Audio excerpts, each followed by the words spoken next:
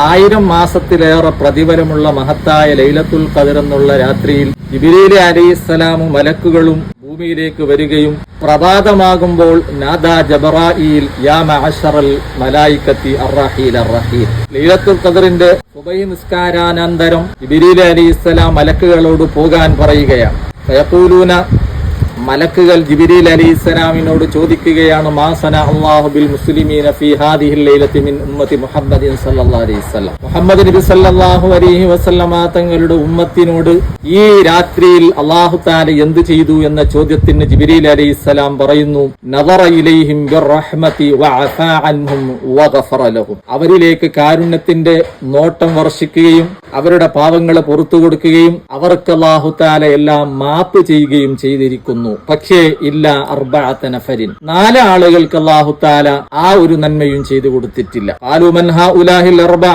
ജിബ്രീൽ അലൈഹിസ്സലാമിനോട് മലക്കുകൾ ചോദിക്കുകയാണ്, ആരാണ് ആ 4 ആളുകൾ? ജിബ്രീൽ അലൈഹിസ്സലാം പറയുന്നു, ഒന്ന് മുദ്മിനുൽ ഖംറി, നിത്യമായി മദ്യപിക്കുന്നവനാണ്. രണ്ടാമത്തേത് വഅഖുൽ വാലിദൈന്, മാതാപിതാക്കളെ ഇടങ്ങേറാക്കുന്നവനാണ്. മൂന്നാമത്തേത് വഖാതിഉർ റഹിമി, കുടുംബബന്ധം ചേർക്കാത്തവനാണ്, കുടുംബബന്ധം മുറിച്ചവനാണ്. നാലാമത്തേത് വൽ മുശാഹിനു, ദ്വേഷത്തിലൂടെ പകയിലൂടെ കഴിഞ്ഞുകൂടുന്ന ഈ 4 ആളുകൾക്ക് അല്ലാഹു തആല ലൈലത്തുൽ ഖദർ എന്ന മഹത്തായ രാത്രിയിൽ കാരുണ്യത്തിന്റെ നോട്ടം വർഷിച്ചിട്ടില്ല.